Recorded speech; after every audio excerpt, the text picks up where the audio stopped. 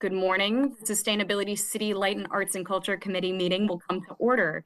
It is 9:33 a.m., July 11th, 2025. I'm Alexis Mercedes Rink, Chair of the committee.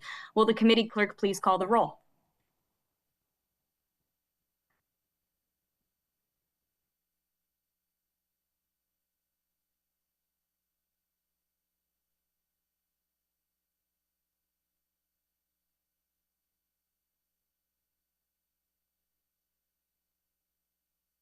Good morning. The Sustainability City Light and Arts and Culture Committee meeting will come to order.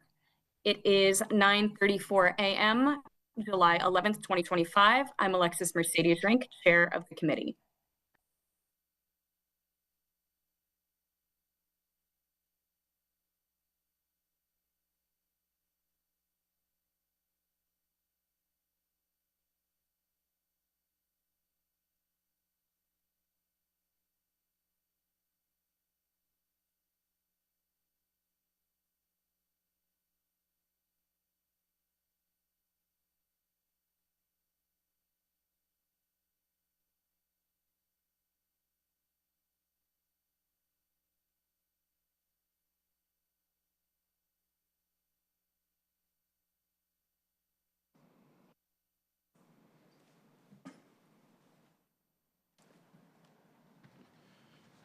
Okay, testing.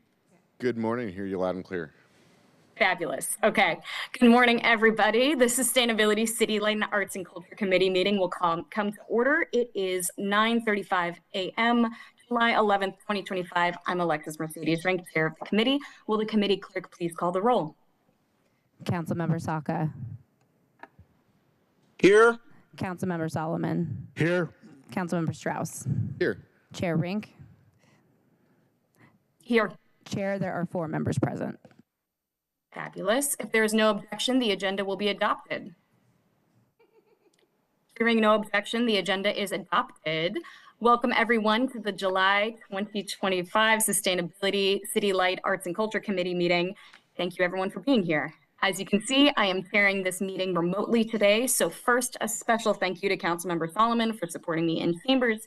And second, I am virtual today because I am in Chicago attending the Local Progress Conference and trading ideas with progressive local government leaders from across the country. I'm having a lot of fun and learning a lot.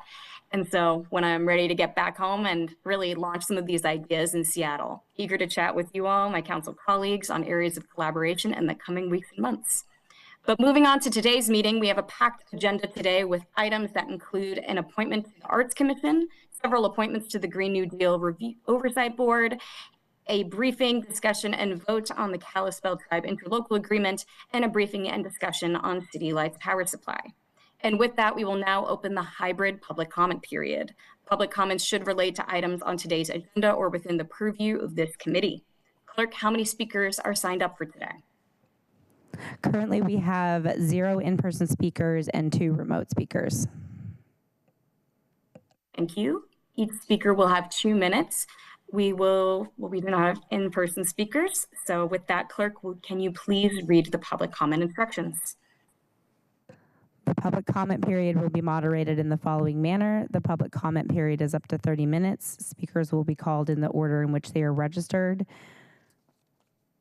Speakers will hear a chime when 10 seconds are left on their time. Speakers' mics will be muted if they do not end their comments within the allotted time to allow us to call on the next speaker.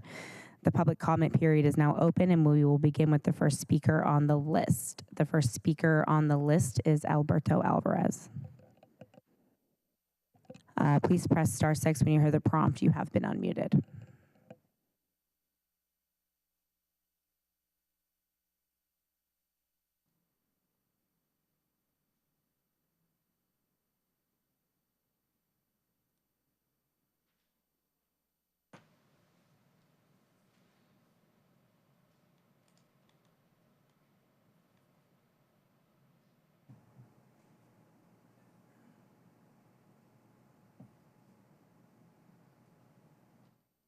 There we go.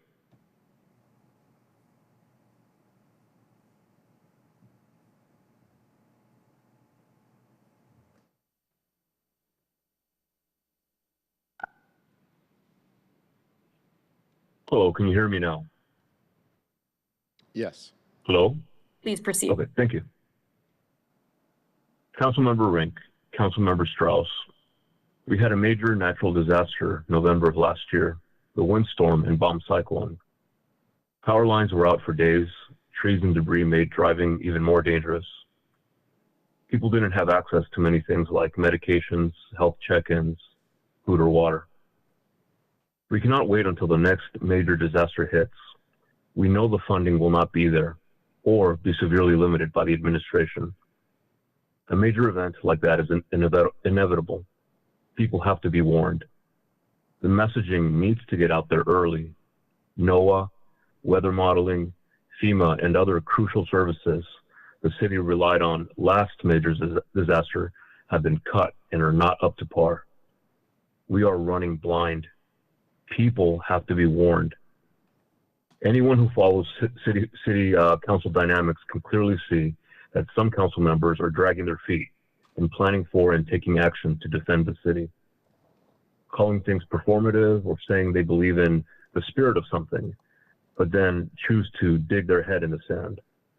It's sickening that other people on that dais are too scared or complacent to do anything about what's going on. Those in power who are willing to take action have to use whatever platform and connections they have to name and shame politicians who are unwilling to protect us. Thank you all and have a good day.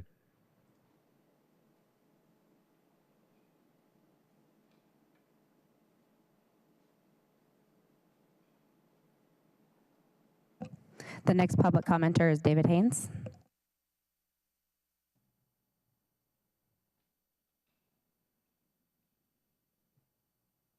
Hi, David Haynes. You know the Kalispell Training Center and the idea that America is supposed to trade for peace with the Native Americans who've always gotten shortchanged, that Seattle acknowledges when they're on stolen land? Is it really enough to offer people an opportunity in a training center where they're going to have to build a trailer shower or a tiny village? I mean, what type of skills are you going to be able to implement as a surviving career? You know, are you going to come to Seattle and build little tiny villages? I mean, there seems to be a little bit more investment that's needed if you're going to call it the Kalispell Training Center.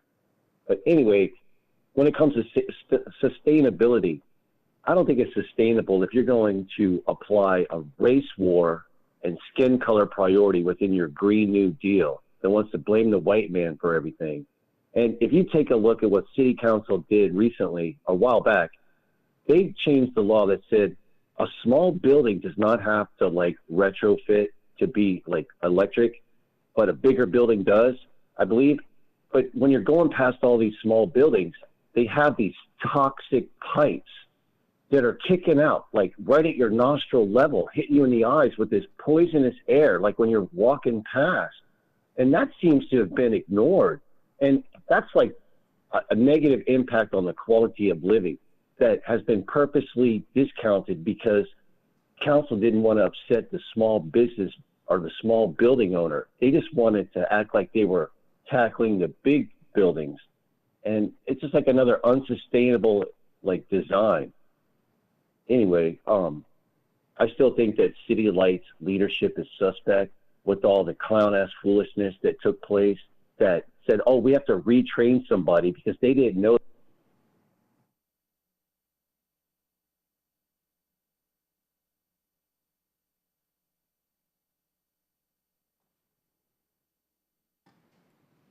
All right, there are no additional registered speakers. We'll now proceed to our items of business for today.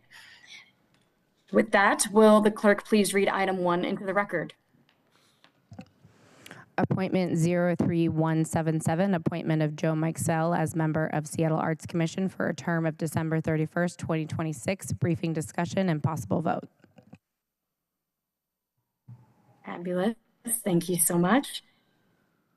We'll wait until our presenters arrive at the table, and when you have a moment to settle in, if you could please take a moment to introduce yourselves for the record before speaking.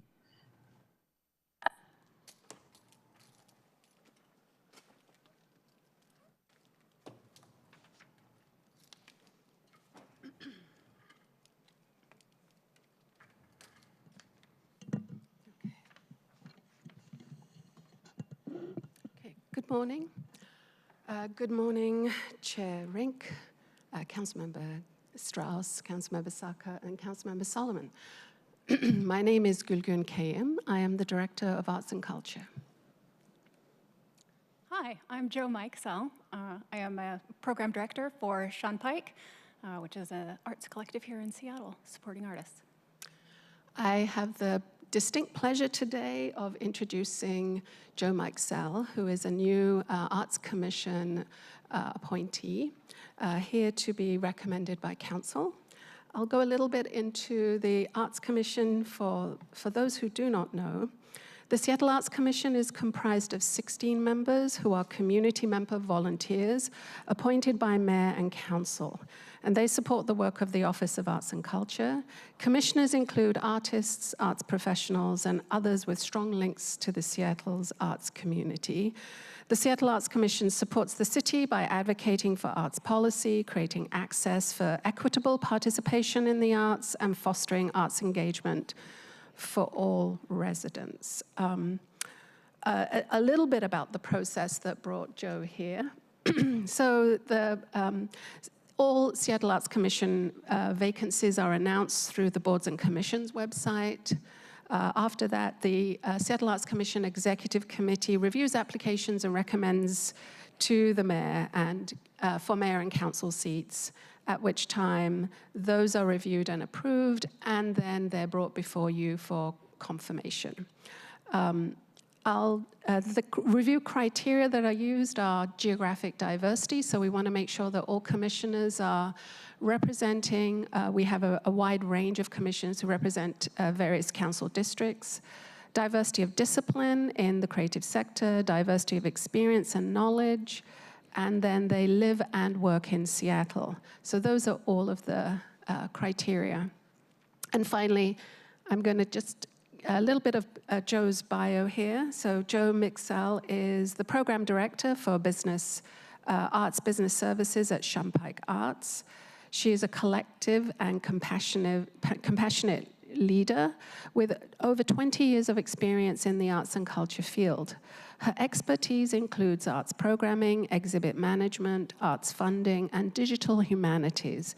Jo is dedicated to nurturing social equity by facilitating meaningful and transformative arts experiences for diverse audiences.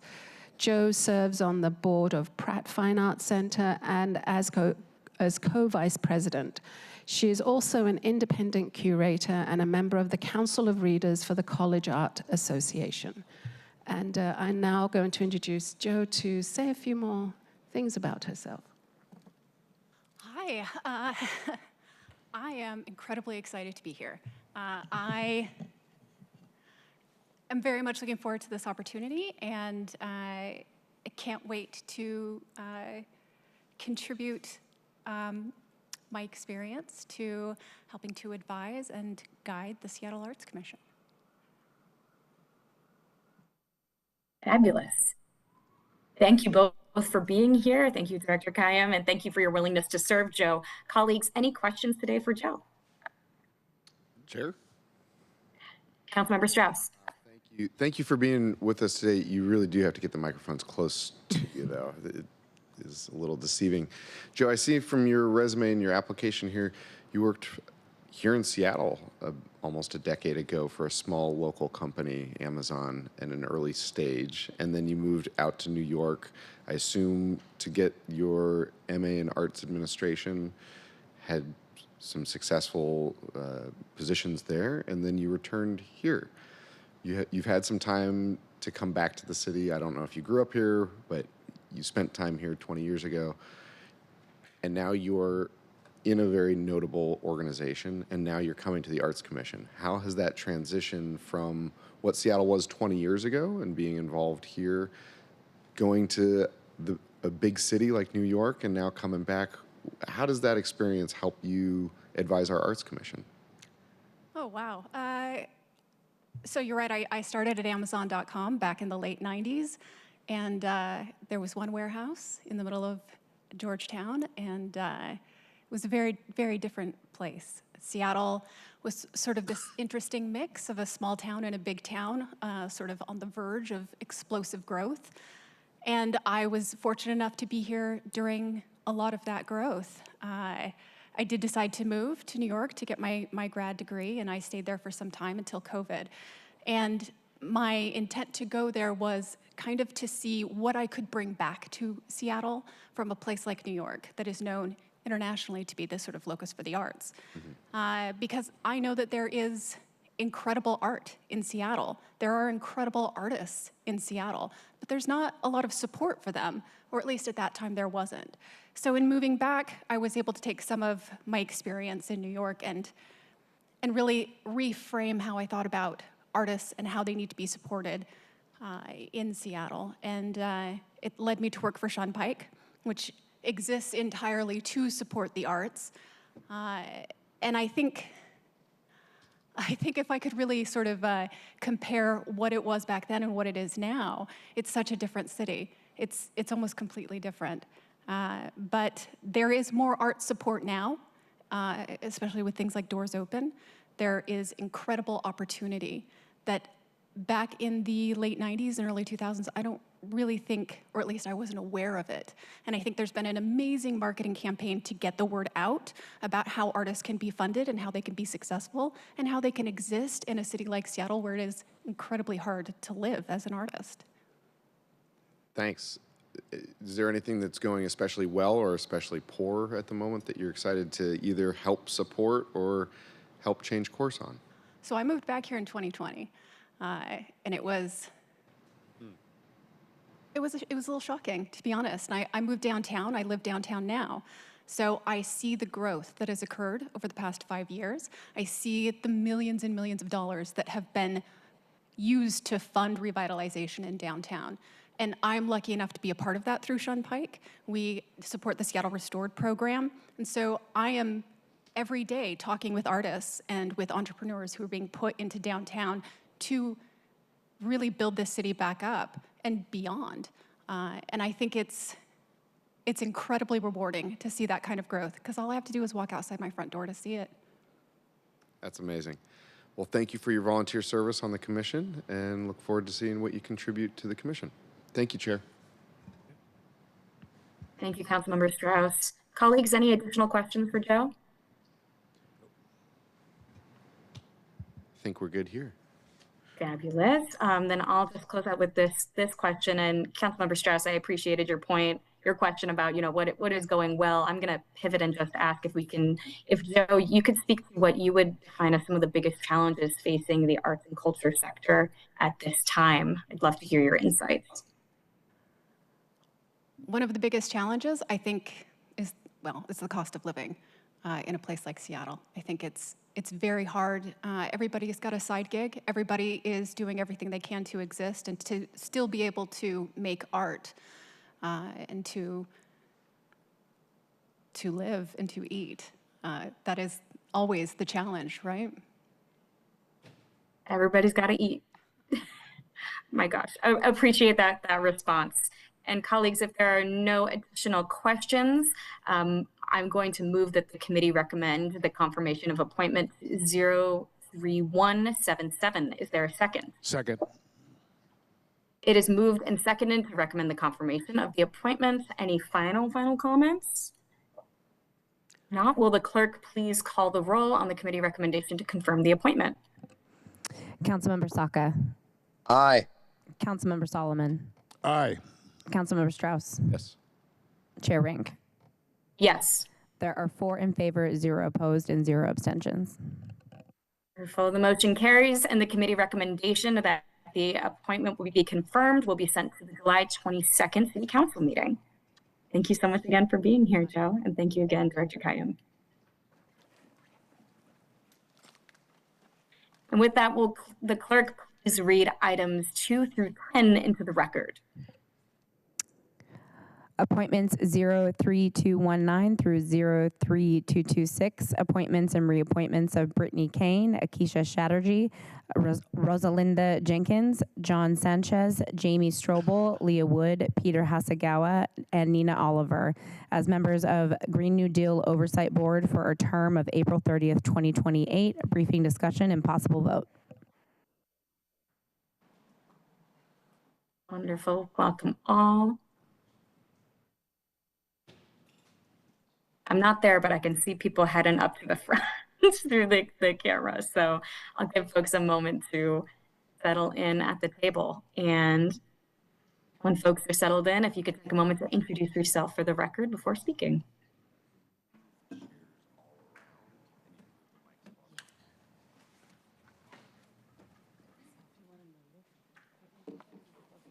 Friend, I would sit on that side.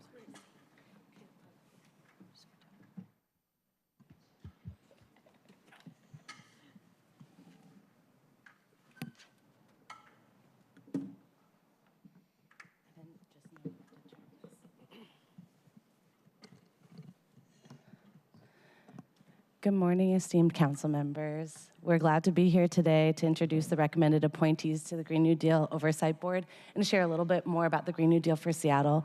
My name is Elise Rasmussen. I use she, her pronouns. I'm the Interim Climate Justice Advisor at the Office of Sustainability and Environment, where I have the distinct pleasure to lead the implementation of Seattle's Green New Deal, and I will pass the mic to my colleague, Jasmine.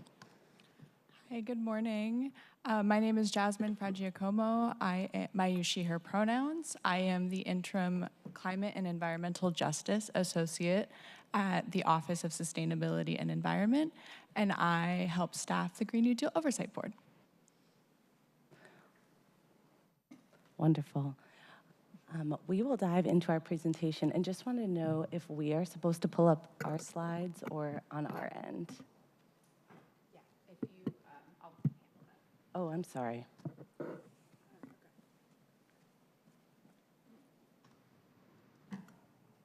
Maybe as we're pulling this up, if you'd like to have folks introduce themselves. Yeah, that would be wonderful. We will, if you all want to introduce yourselves and the seat that you are going to be recommended to be appointed to, that would be lovely.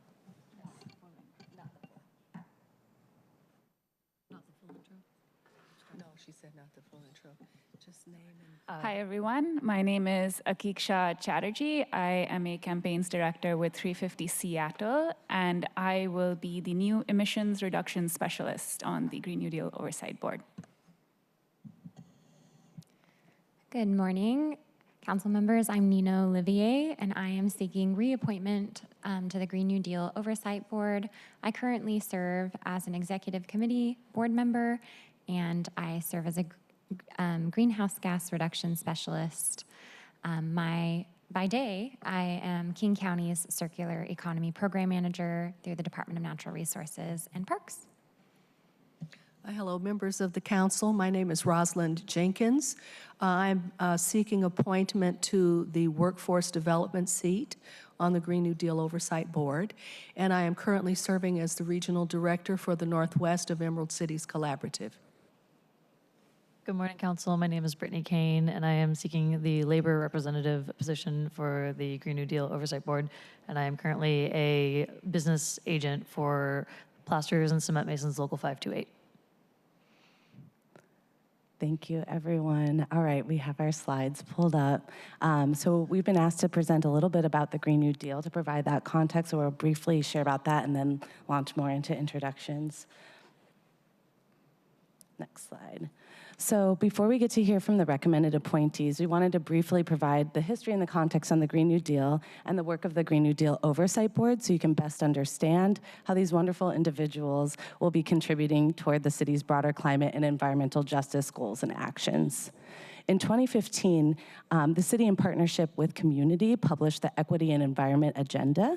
This agenda brought about programs like the Environmental Justice Fund, the Duwamish Valley Program, and it also was a catalyst for the Green New Deal for Seattle. The Green New Deal is growing the city's climate justice work. Where the Equity and Environment Agenda sets broad goals, the Green New Deal is working to expand on and develop new and innovative solutions that respond to our city's current and future climate challenges. As you can see in the blue boxes, all of those programs and activities are active today. While today our focus is to share about one key component of the Green New Deal, which is the members of the Oversight Board, I wanted to take a minute to share a high-level look at the Green New Deal. In 2019, as the Green New Deal was garnering attention at the federal level, Seattle communities came together with City Council to co-develop the legislation for a Green New Deal in Seattle via an ordinance. Many of those community partners are current and former Green New Deal Oversight Board members and are integral in supporting the equitable implementation of the Green New Deal today. The Green New Deal is the One Seattle approach for climate action, and it creates the space for city departments to work together to build climate resilience, bolster workforce development and career opportunities, track our progress toward our climate goals, and invest in climate solutions that reduce our emissions and protect community health and safety. Now that you have a little bit of background on the Green New Deal, let's talk just a bit about the board itself. The board holds monthly public meetings, and it has 3 subcommittees who work to carry out the board's functions, which are to provide guidance and that supports the long-term success of the strategy of the Green New Deal and tracking Green New Deal related policies, projects, and programs. The board creates climate-related budget recommendations, many of which the city has adopted. And it engages and collaborates with overburdened communities to foster the alignment between community priorities and Green New Deal implementation. For example, this year, the board is hosting more community assemblies to identify possible future board and Green New Deal priorities and to inform the city's climate action plan update. So we're going to be partnering with a youth-led organization and an indigenous-led organization for those assemblies. The board also partners with city departments to support the equitable implementation of the Green New Deal. They are really supporting our collaboration across departments. We're always getting new ideas and great questions from board members that help us to do our work better and de-silo our agencies. Overall, this board is a major reason why Seattle continues to lead in the climate space. For example, they're really excited to support the city's upcoming climate action plan planning process and closely connect community priorities to city climate actions. On your screen, you can see photos of some of the board members who attended their mayor's Earth Day executive order signing, and one of the board's executive committee members, Emily Pinckney, was a featured speaker at the event, along with Councilmember Rink. With that, I will pass the mic to Jasmine. Thank you, Elise. That would be very helpful. Thank you. So as Elise mentioned earlier, the Seattle's Green New Deal legislation came about through grassroots community organizing around climate and environmental justice. The Green New Deal Oversight Board ensures the implementation of Seattle's Green New Deal is carried out as it was intended, which is to improve environmental, community, economic, and health outcomes by uplifting the voices and perspectives of communities and workers most overburdened by the climate crisis and environmental injustices. To do this, board members need to reflect the voices and perspectives of community and need to be experts through their lived experience and professional experiences. Board members bring a diversity of perspectives, backgrounds, and expertise to the board, and they are deeply rooted in the communities that they serve, which are the key constituencies with whom we do our climate work. Excuse me.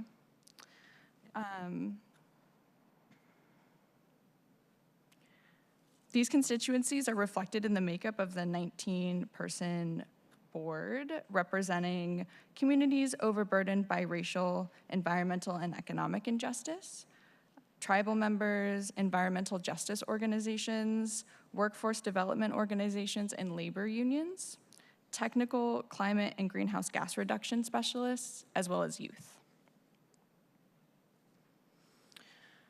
So I want to talk a little bit about the process to recruit the incredible folks you see before you today. The Review and Selection Committee, made up by select Green New Deal Oversight Board members and OSC, unanimously approved 7 recommendations for new Green New Deal Oversight Board members and 3 reappointments. This timeline above overviews our process and timing of appointee recruitments. OSC staff worked closely with mayoral and council staff and the board to plan and implement this process. In total, we received 22 applications, selected 7 candidates to move forward as recommendations. It's important to note here that we still have 2 remaining vacant seats, 1 labor seat and 1 tribal representative seat. We are working with the mayor's office to identify a candidate for the vacant labor seat, and we have just sent a memo to the Snoqualmie, Muckleshoot, Suquamish, and Tulalip tribes to recruit for the vacant tribal representative seat. So with that, and without further ado, I'll turn it over to our wonderful appointees just to say a little bit more about themselves. Thank you. Okay, hello. Hi, everyone, and thank you for the welcome. Like I said before, my name is Akiksha Chatterjee, and I'm honored to be joining the Green New Deal Oversight Board. I come to this work as a community organizer and campaigns director at 350 Seattle. I've been involved with 350 in different roles over the past 4 years, first as a Master of Social Work intern through the University of Washington, then as a board member, and I joined staff early last year. My work at 350 focuses on building campaigns that advance intersectional solutions to the climate crisis, approaches that reduce pollution while tackling deep-rooted inequities and building community resilience. I bring experience in campaign strategy, research and policy advocacy, coalition work, and narrative and communications, all of which I'm excited to contribute to the board. I'm joining the board at a time when climate progress and funding for it is being rapidly unraveled at the federal level. I believe that makes our work here in Seattle all the more important and urgent. We have a critical role to play in modeling what's possible and must remain committed to the task of advancing community-centered solutions that build resilience and put our city on the path to achieving racial, economic, and climate justice. So although we are living through a heavy moment in history with tremendous challenges ahead, I remain excited for the opportunity to contribute to the important work of advancing a Green New Deal here. Thank you very much, and I'm really looking forward to working together. Thank you.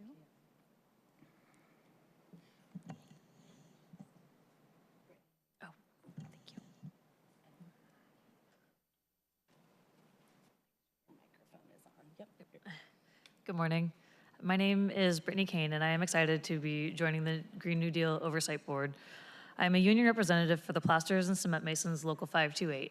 As a union representative for the Plasters, as a union member, I believe strongly in safe working conditions with fair wages and benefits for all people. As a union member, I am also an advocate for PLAs and CWAs, which increase BIPOC, women, and local zip code hours, which include training and working on construction projects. Since joining the Plasters and Cement Masons, I have been a vocal advocate of moving towards green technologies within the construction industry. I now work with other local 528 agents and industry partners to facilitate the testing and training regarding low-carbon concrete and other products at our training center in Georgetown. We are working to encourage the wider adoption of these materials within the construction industry. I look forward to keeping labor a key part of the discussions regarding environmental justice, infrastructure, and job growth. Thank you. And I have the honor of introducing Emily Pinkney, who could not be here today, but is seeking reappointment as the emissions reduction specialist. Emily Pinkney attended Humboldt State University and Duke University and graduated with degrees in wildlife management and marine biology. Her areas of study included psychology, human impacts on marine environments, sensory physiology, I don't know how to say that word, I'm sorry, of marine animals, very smart stuff, and how climate change is tightly tied to systems of subjugation and oppression. She has worked in wildlife spaces such as the Seattle Aquarium and Point Defiance Zoo and Aquarium. Emily is the former executive director of 500 Women Scientists, a social justice-focused science organization that supports underrepresented folks in STEM. She uses science and community organizing to make policy more equitable and inclusive. She served on Governor Inslee's Environmental Justice Task Force, the Sustainable Tacoma Commission, and the Washington Build Back Black Alliance. She currently sits on the Puget Sound Clean Air Agency as a board of directors. And I will also introduce Fatima Kaba, who is seeking appointment as an environmental justice organization representative. Fatima is a youth organizer, community advocate, and longtime member of Rainier Beach Action Coalition, where she has been involved in environmental justice, youth leadership, and civic engagement work for over 6 years. Born and raised in Seattle with Gambian roots, Fatima is deeply passionate about creating spaces where young people of color feel seen, supported, and empowered. Her work centers around equity, healing, and shifting systems to better serve historically underrepresented communities, especially in South Seattle. She's excited to bring community voice and lived experience to the Green New Deal Oversight Board. And then I will also introduce Jamie Strobel, who's seeking appointment as another environmental justice organization representative. Jamie is a longtime environmental and climate justice advocate, educator, and strategist rooted in Seattle and shaped by her upbringing in Hawaii. With over 16 years of experience advancing equity-centered community-based programs and policy, she has led environmental justice and climate equity initiatives across government, nonprofit, and community sectors. Jamie was a founding member of the City of Seattle's Equity and Environment and Equity Initiative Community Partner Steering Committee and has served 9 years on the Seattle Planning Commission. She's also led the shaping of King County's first ever climate justice framework and founded the Climate Equity Community Task Force to ensure frontline communities lead climate decision making. Jamie's work reflects a deep commitment to building BIPOC leadership and strengthening community capacity in climate action. From working with youth in the CID to creating paid internships in government for young climate leaders, she has consistently built pathways for underrepresented communities to engage in systems change. Jamie also serves on the University of Washington's Earth Lab Advisory Board, is the board co-chair of youth leadership and food justice organization FEAST, and coaches a Hawaiian outrigger canoe team. All right. Unfortunately, John Sanchez couldn't be here today, so I will read his bio. John Sanchez is seeking appointment for the labor union representative seat. John is an organizer with the Heat and Frost Insulators and Allied Workers, Local 7.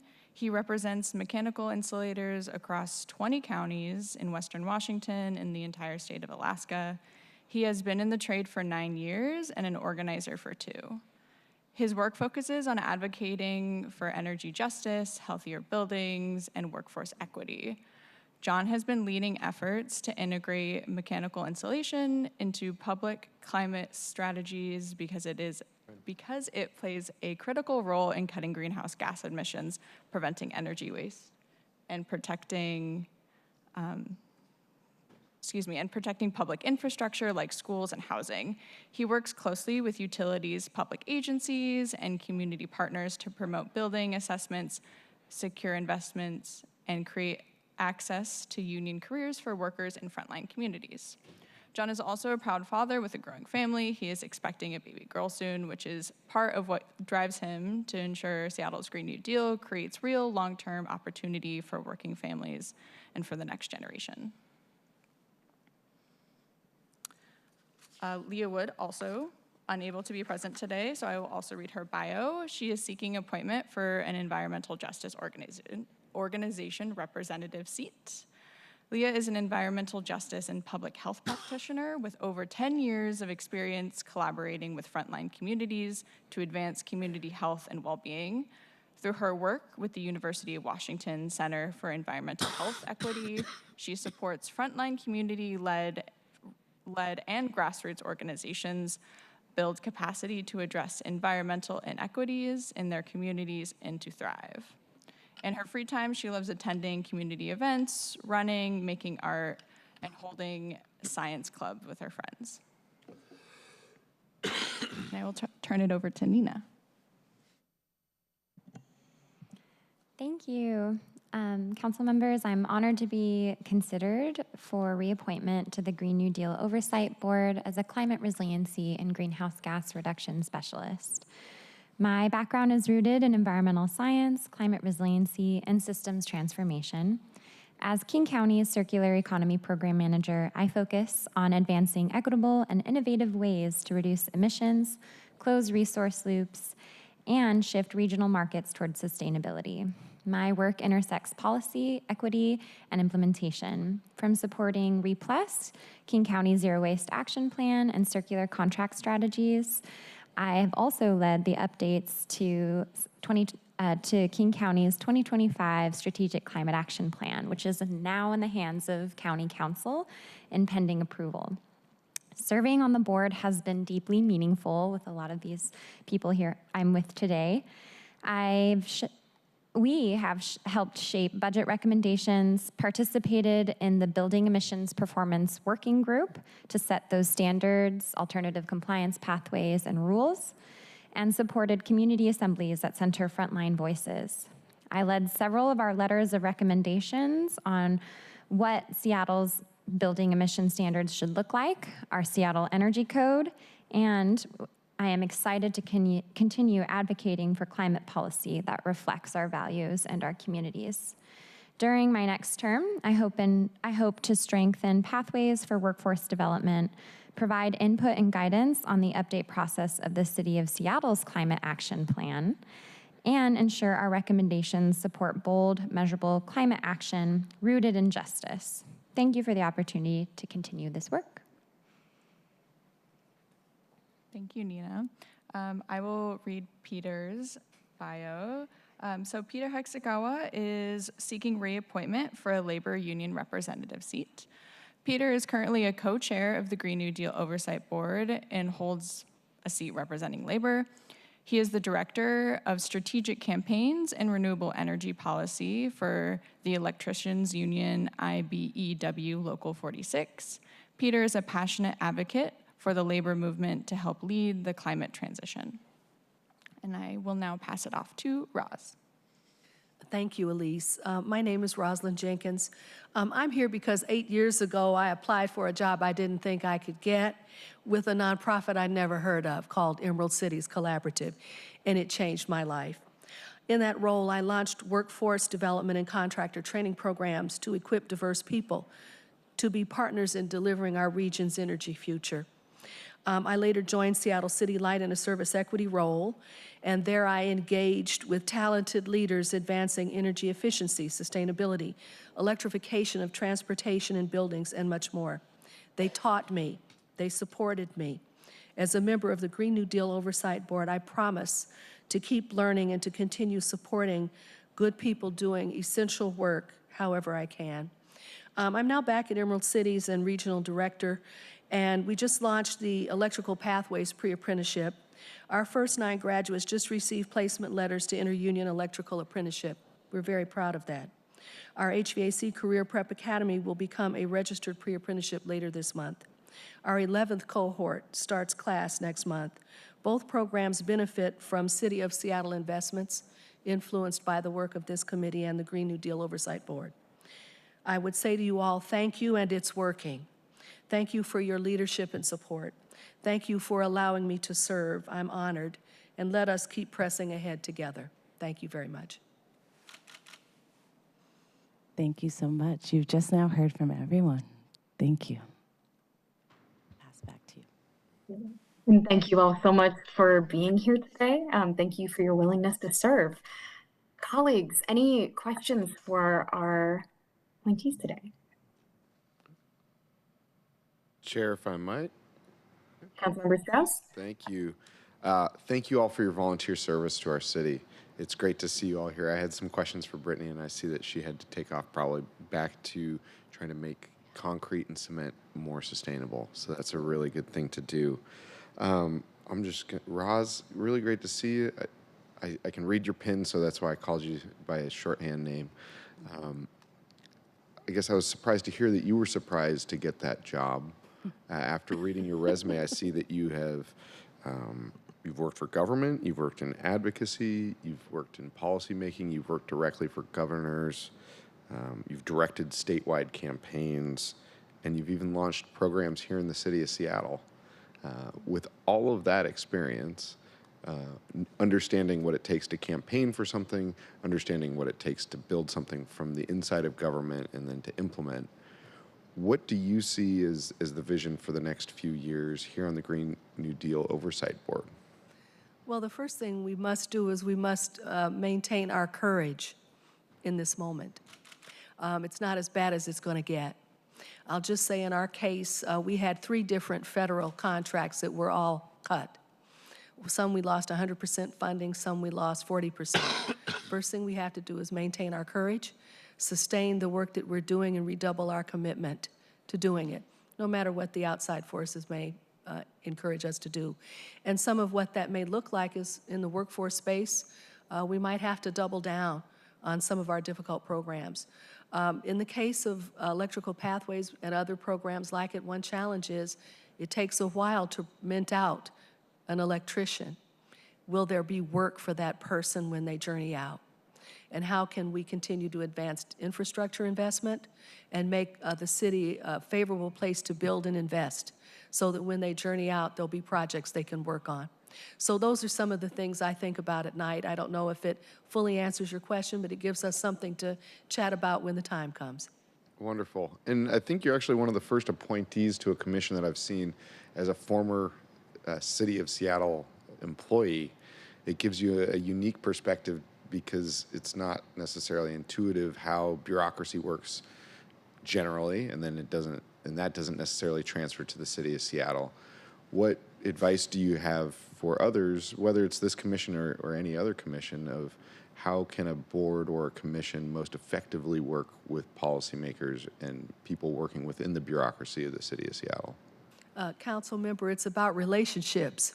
Amen. And digging deep into those, building them so that at the moment of challenge, we can be there for each other with the knowledge and the will to work together to do what's necessary, not just when it's easy, but when it's hard. Thank you so much. You definitely made me sit up straighter in my seat today. Thank you. Thank you. Nina, coming down the conference table to speak about your application, you've been on the board already. While you talked about being a circular economy program manager, you skipped over actually building buildings. I know you talked about working on the building efficiency performance standards. What can you share about the commission or that work that's been going well, and what's something that needs to be improved? Yeah, thank you for the question, Council Member. I had the opportunity to serve on the Building Emissions Performance Standards Working Group, and during that working group, we met about monthly for a year and a half to set the rules, alternative compliance pathways, language, terminology, and understanding what vacancy rates or square footage should be considered for each of the building performance standards rules. And so I had the opportunity to sit on that rulemaking group as the Green New Deal Oversight Board members representative. And during that experience, I got to hear from school district builders, private builders, commercial builders, residential, the whole gamut of our city's built infrastructure and the people behind it. And there are a variety of different challenges each of those sectors experience, but the main thing is cost and ensuring that we're also providing an equitable and affordable city to live, lease, work, play in.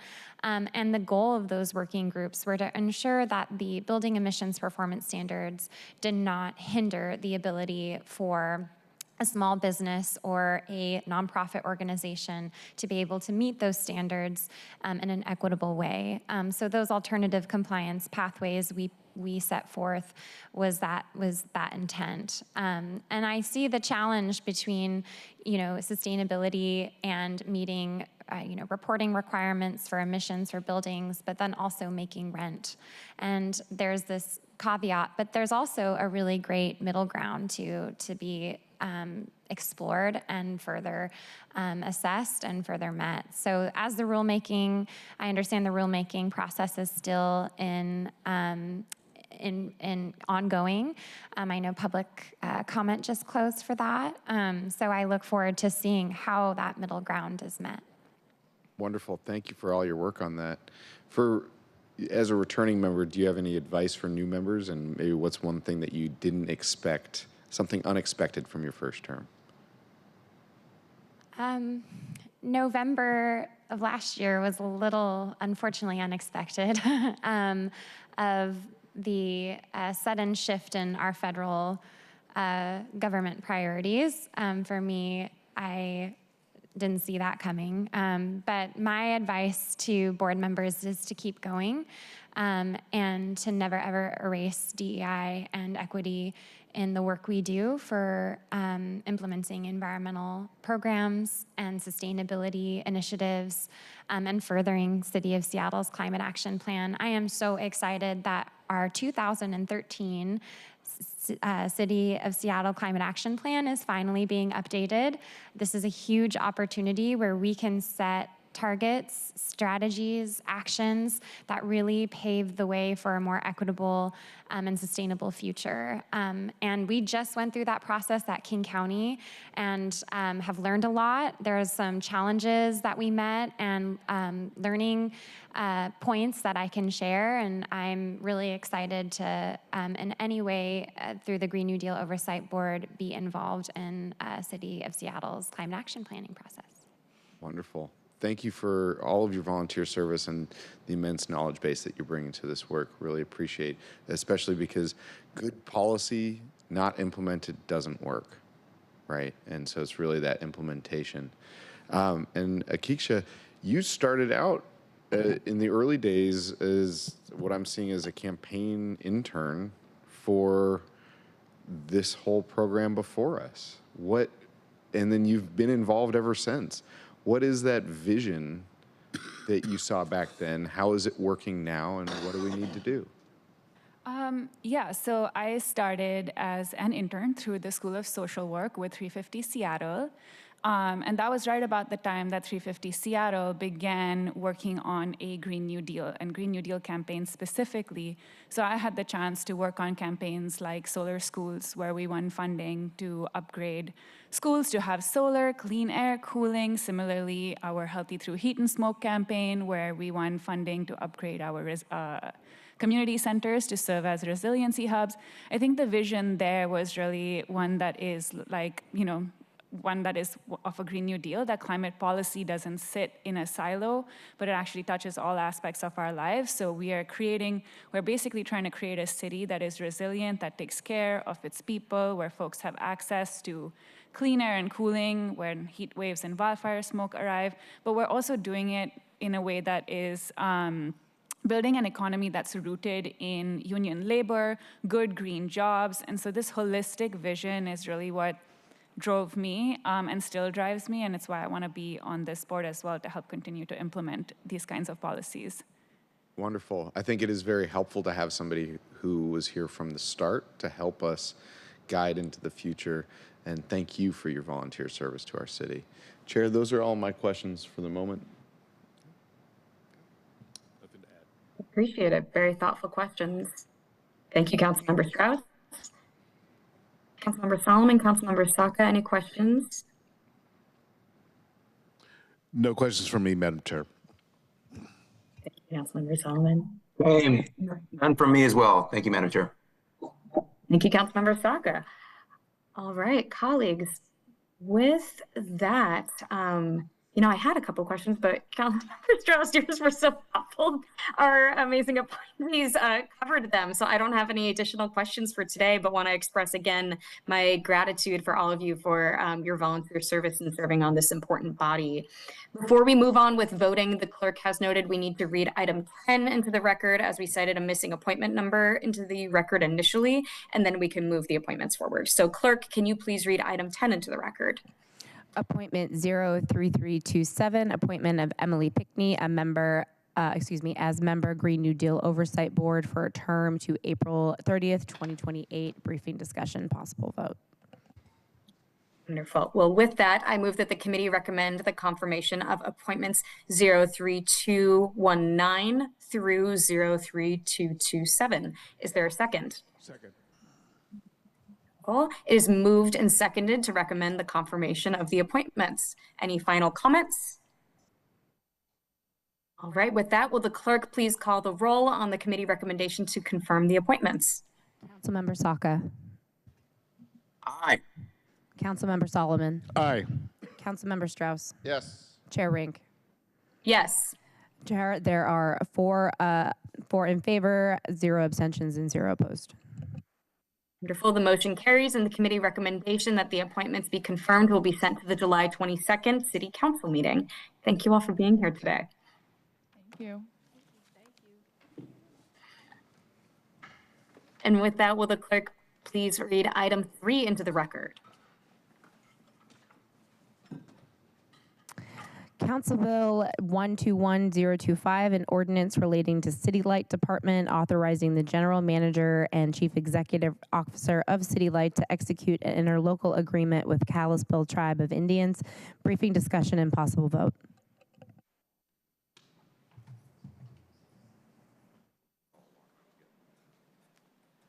Thank you, clerk. And we will give our partners at City Light a moment as they head up to the table.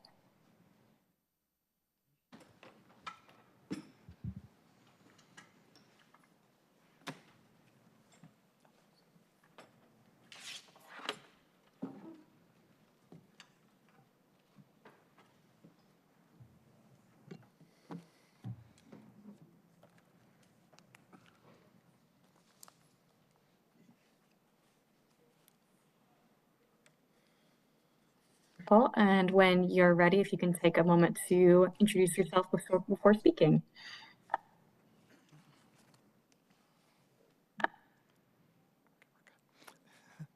All right, thank you. Good morning. I am Dawn Lindell. I'm the General Manager and CEO for Seattle City Light, and I'll ask my colleagues to introduce themselves as well. Good morning, Council Chair, Council members. My name is Bridget Molina. I'm the Council Legislation Coordinator for Seattle City Light. Good morning, Chair Rink, Council members. Mike Haynes, I'm the Chief Operating Officer for City Light. Thank you for having us today. All right, so I'll go ahead and get started. We are here today to present the ordinance supporting the renewal of our interlocal agreement with the Kalispel Tribe of Indians, an agreement that contains a meaningful place-based partnership grounded in mutual respect, shared values, and long-term collaboration. The agreement, now in its 5-year term, now in its third 5-year term, supports the Kalispel Training Center, an initiative that provides pre-apprenticeship and apprenticeship training for tribal members and the surrounding community in Pandorial County, where our Boundary Hydroelectric project operates. Our support for this program isn't symbolic, it's strategic. The Kalispel Career Center is developing the next generation of skilled workers in construction, electrical trades, and other essential services. This is important to our remotely located Boundary Hydroelectric project located in northeastern Washington on the Canadian border, also our largest hydroelectric facility. Through this partnership, we're also supporting innovative projects with climate resilience benefits, like energy-efficient tiny homes and mobile shower units for wildfire crews, designed and built by students at the center. City Light is committed to this work because we believe strong community partnerships lead to strong outcomes for our utility, our customer, and the tribal nations located near our facilities.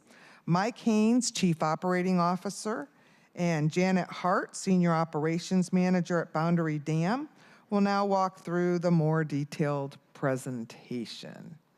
Yeah, and if it pleases the chair, Janet, you wanted to introduce yourself real quick? Sorry about that. Oh, that's okay. Good morning, everyone. I'm Janet Hart. I'm the Operations Manager at Boundary Dam. I've been working for us in the City of Seattle for 24 years, and the last 7 up here in northern Ponderay County. Thank you. Thanks, Janet. And Janet's responsible for pushing this legislation, making it happen. She coordinates the local relationship with the tribe and many other jurisdictions in Ponderay County. So thanks for having us again. I think next slide. As Dawn mentioned, this agreement's been renewed several times since 2012.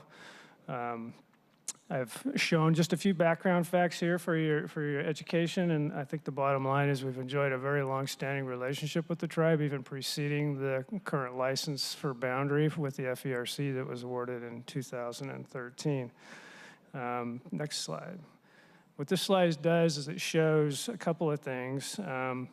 It identifies the authority that we have under state RCW to enter into this interlocal agreement.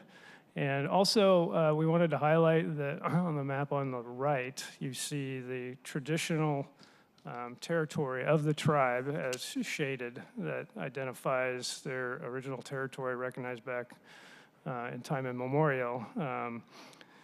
Another important part of our history with Pend Oreille County, especially North Pend Oreille County, is just the work that we've done to engage community partners, local school districts. We've hosted job fairs and a lot of recruiting activities and a lot of related activities in the community, community development councils and things like that. And Janet serves as our representative on several of those county activities. The focus of this KCTC relationship, Kalispell Career Training Center relationship, is to build capacity in the skilled trades by programs administered by the tribe. And City Light is one of several contributing agencies that have been part of this, this program for many years. Next slide. This slide, again, you can see the shaded area of the traditional property, and you can see the small sliver of property that's identified as the reservation as it stands today. That's where the training center resides. That's where the tribal leadership and facilities reside as well. Next slide. I think it's important, as Dawn said, to highlight some of the great things that the students are participating in, and we can go into the next slide that identifies the first kind of example of some of the metal products that the students have been working on. The trades identified here or highlighted here are welding trades, but there's other trades, including carpentry and things like that the tribe is supporting based on the interest of their student candidates that are in the program. And the next slide highlights another example of some of the metalworks that are popping up throughout the county, and I think that the training center is actually starting to bid on work outside of the tribe, including work for City Light in support of some of our parks and recreation facilities on the Boundary Project. One of the next projects on the next slide is one of our favorites. I think highlights the outreach the students and the tribe and the Career Training Center have been able to accomplish over the last 20 years or so in building small homes, tiny homes for the unhoused in North Pend Oreille County to provide that service as a benefit to the people in the community. So the nice thing about working with the tribe is it's not just the tribe working for the tribe is actually working for the community, and community members are able to participate in all these programs.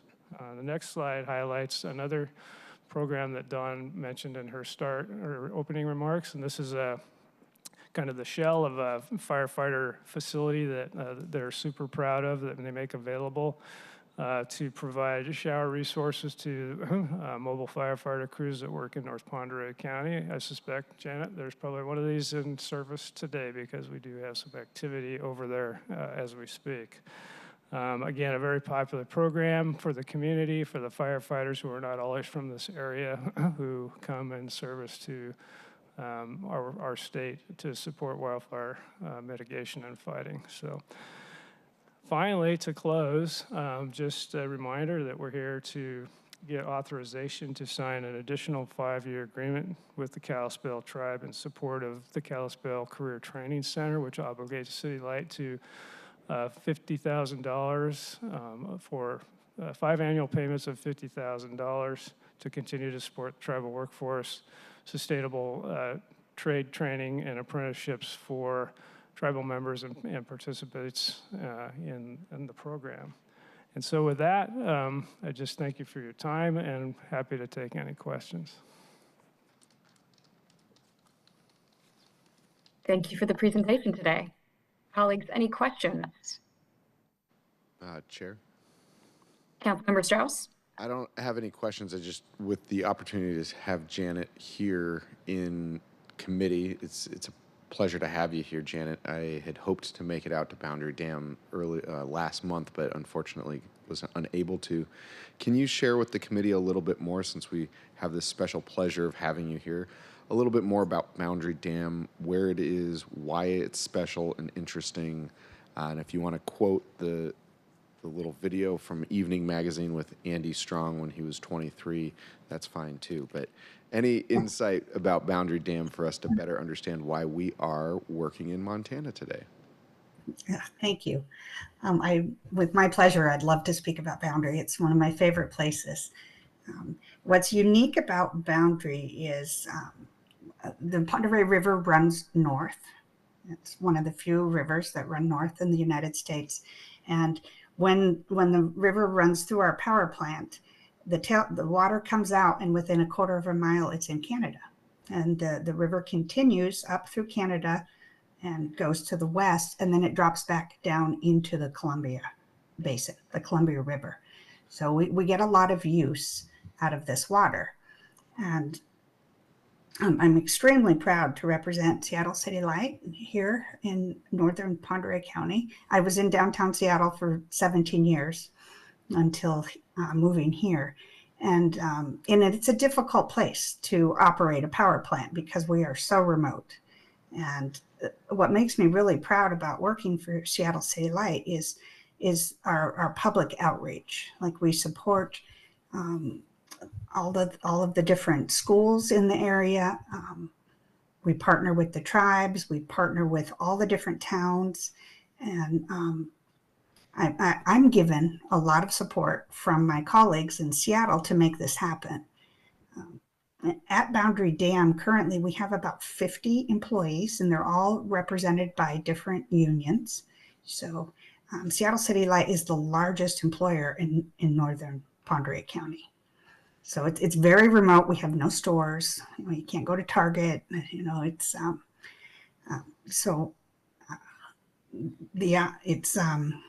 the employees that work here, they're very, very, excuse me, dedicated to providing that reliable power. So my skilled trades, the machinists and the electricians, and then I have hydro maintenance workers, painters, and we're kind of like our own little city. So when we need equipment, we have to drive 2.5 hours to Spokane. Yeah, so it's not for the faint of heart working here. It's challenging, but Boundary, we have 6 generators, and as Mike mentioned, it is our largest power producing power plant in our Seattle City Light portfolio.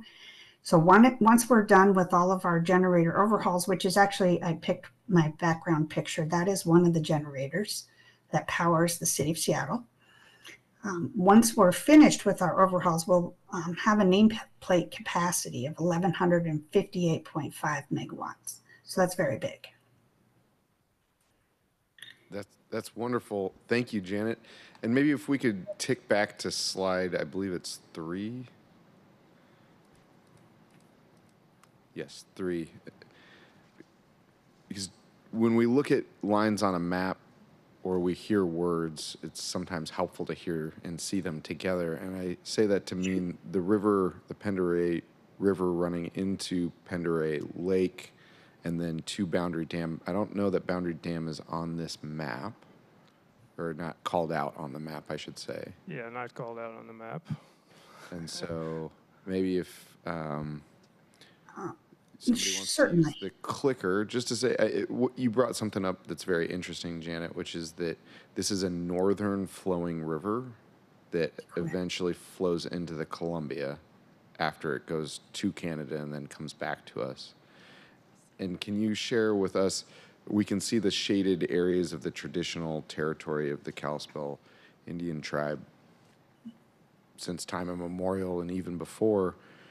Can you help us better understand what the connection is between Boundary Dam and the tribe, and that helps us understand why we're providing these public benefits today? Most certainly. That's a great question. If this slide shows the traditional territory, and if you go to the next slide, we've highlighted some areas that would be easier to explain. Thank you. Okay, so where it says Usk Fish Hatchery, the shaded little squiggle right there, that is the current reservation land. Okay. So when a power plant exists, we regulated by FERC, and what's called a project boundary is on either side of the river. So if on the northern part, our property, basically, City Lights or City of Seattle's property, is the entire river.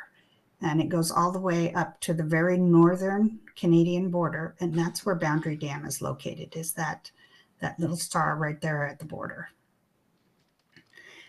So we have done, we applied for a new license, and we were issued a new license in 2013.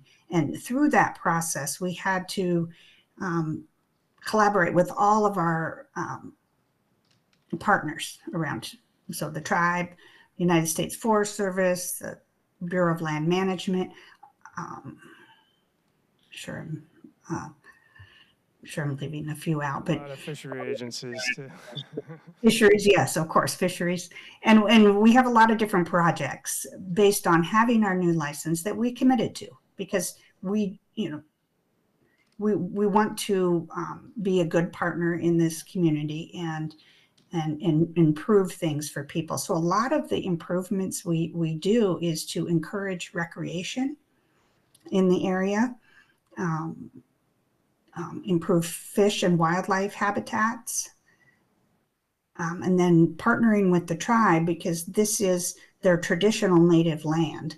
I mean, one project we're just about to complete is very cool. We built a trail all the way from, I guess it would be Medellin, the town of Medellin, all the way to the Canadian border. And that was on a traditional path the Kalispel tribe would take in the summer months to migrate. They would migrate to Canada, set up fishing camps to fish and gather fish for their winter. So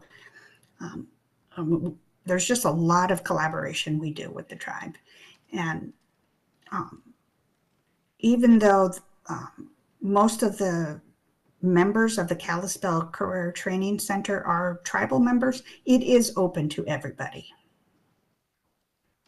Thank you, Janet. That was great explanation of the work and the reason that we're doing this work today. Through the Association of Washington Cities, I was able to see Mayor Leininger from Medellin Falls a few weeks ago. So if you could tell her I say hello the next time you see her, that would be great. Chair, those are all my questions for today. Thank you, Councilmember Strauss. Colleagues, any additional questions? No questions from me, Madam Chair. Thank you, Councilmember Solomon. Well, with that, colleagues, I don't have any additional questions either, but want to uplift a couple of things just related to this, and excited to support this today. I know that central staff has not identified any issues with this legislation. The proposal is consistent with the current ILA and its predecessor in terms of duration and financial impact. The expenditure is already included in City Light's budget, and as you can see, this agreement is really critical from a relational standpoint, particularly with the Kalispel tribe, and includes this important piece around, of course, building out the ongoing development of a skilled workforce supporting cultural diversity. So with that, we will be moving forward today. And I move the committee recommend adoption of Council Bill 121025. Is there a second? Second. It is moved and seconded to recommend the adoption. Are there any final comments? Okay, will the committee clerk please call the roll on the recommendation to adopt the ordinance? Councilmember Saka. Aye. Councilmember Solomon. Aye. Councilmember Strauss. Aye. Chair Rink. Yes. There are 4 in favor, 0 opposed, and 0 abstentions. Well, thank you. The motion carries, and the committee recommendation that the ordinance be adopted will be sent to the July 22nd City Council meeting. Thank you, colleagues.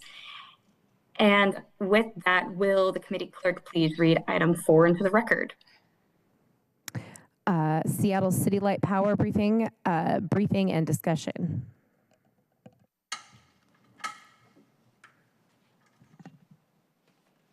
Well, thank you. I don't know how much we're changing at the table right now, but again, want to give a huge thank you again to our city-like colleagues for being here and presenting on the important bodies of work. And apologies, Janet, thank you also for your work and for the work that you're doing out there. It's incredible.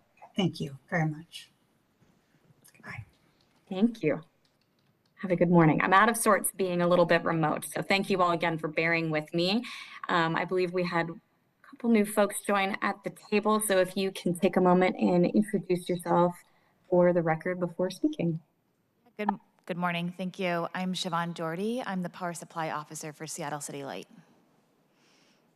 All right. Good morning again, Chair Rink and council members. Thank you for the opportunity to join you today.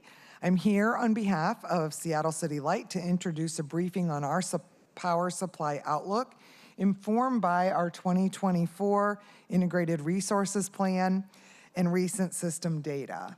As we discuss, the outlook for electricity demand is rising, driven by electrification, population growth, and economic activity.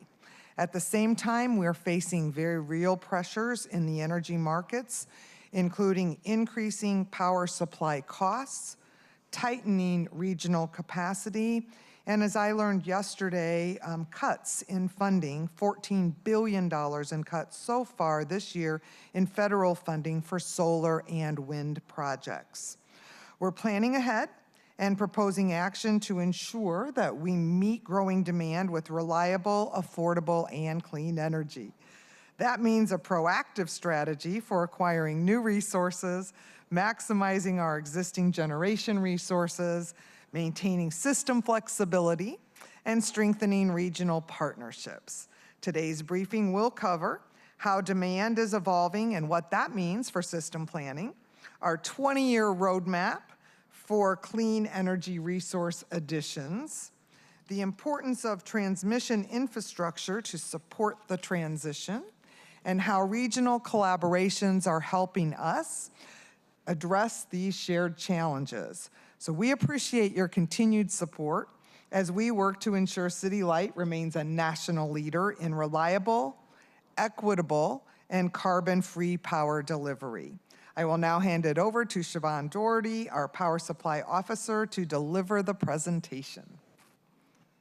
Thank you. All right.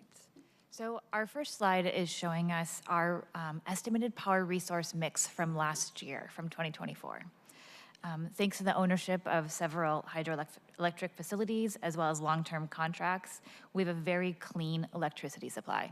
About 90% of our fuel mix is coming from hydro resources. Half of that is coming from our owned resources, including the Boundary project that Janet just talked about, as well as our projects on the Skagit River. And then another 44% or 45% is coming from the Bonneville Power Administration. In addition to that, we have power coming from wind resources, and then a small percentage coming from unspecified and other resources. Go to the next one, please. So about 45% of our power comes through the Bonneville Power Administration. We have a long-term contract with them. BPA is a federal agency under the Department of Energy. This map is showing their service territory, which covers 30,000 square miles, including the states of Washington, Oregon, Idaho, Western Montana, and then small portions of California, Nevada, Utah, and Wyoming. On this map, each of the squares, the orange squares, represents one of the 31 federal dams in their hydropower network. Sorry, I've got a little more on the slide. BPA also sells the output of the Columbia Generating Station, which is a nuclear power plant around Richland, which it buys from Energy Northwest, which is a joint operating agency formed by the public utilities that own it, including Seattle City Light. Overall, BPA supplies 28% of the regional power supply to end users. We buy power from BPA through a long-term contract. The statutes that created BPA mandate that it sells power at cost. This is a much lower option for buying power than our alternatives. Our current contract expires in 2028. Over the past 4 years, we've collaborated with BPA and other public power to develop a contract for when our current contract expires. We are finalizing those negotiations and will bring a request for authorization forward to Council in September of this year. Go to the next one. So, as Dawn mentioned, we are seeing our load change. We are anticipating significant increases in demand for electricity in Seattle. This chart shows both our actual, historical, and forecast electricity demand from customers. The horizontal axis is showing years from 2010 through 2035, and the vertical axis is showing in megawatts. Note, this axis is zoomed in a little bit to make it easier to read changes that we're seeing. The blue line shows actual load in average megawatts from 2010 through 2024. Over the past decade, Seattle saw flat to declining electricity usage. This was driven primarily by advancements in energy efficiency, such as LED lighting and heat pumps. This has more than offset the city's growth that we've seen. The dotted blue line is our forecast for how we expect our energy usage to change over the next 10 years. So we can see we have increasing electricity usage. The bold orange line is our historical peak electricity. This is our highest 1 year of electricity use for each year. In December 2022, we set a new peak record of how much that highest electricity usage is, and then we broke that record in January 2024. So for those 2 years, we had higher electricity use peaks than over the past 30 years. This is driven by extreme weather in both examples. And oops. Sorry, one more. Yeah. The dotted orange line is showing our changes to peak load that we're forecasting. So we expect our peak load to increase faster than our average load. This is primarily being driven by electrification, both at the building and transportation level, as well as increased economic growth. Go to the next one, thanks. All right. For the past 20 years, Seattle City Light has been a net seller of electricity. We've produced or purchased through long-term contracts more than we needed to serve customers. On this slide, we have along the bottom years from 2013 through 2030, and then megawatts along the vertical axis. This is showing our annual historical as well as forecast load and resources for those years. The yellow line is our electricity usage, our load, both the actual for the past and then forecast for the future. And then the orange dotted line is our peak numbers. The bars represent our average resources to meet load each year. The dark blue is the Bonneville Power Administration contract. The medium blue is our owned hydro projects, and then the light blue is other resources that we procure. So what we can see is that historically, when those bars have exceeded the yellow line, we've had excess power to sell. In 2023, the bar does not meet that yellow line, so we had to go to our neighbors to buy power from them. In 23, 24, and again in 25, we've had very dry water years, so we've had to procure more resources than we normally would. Looking forward, we know that our load is going to be increasing. We've added turquoise bars that represent the new resources that we'll need to procure to meet that increasing load. Okay. So this is a chart from our 2024 Integrated Resource Plan. The Integrated Resource Plan is a 20-year plan for how we'll meet our changing load with new resources.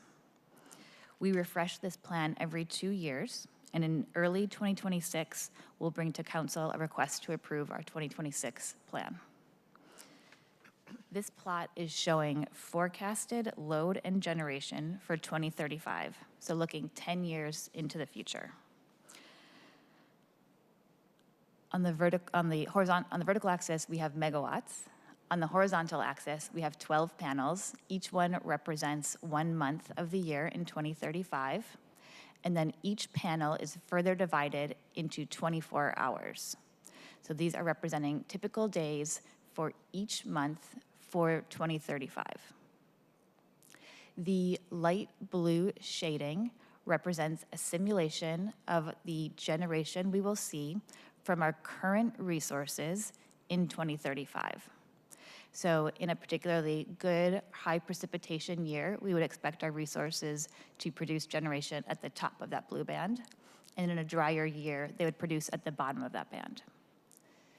The orange shading represents our forecasted load in 2035.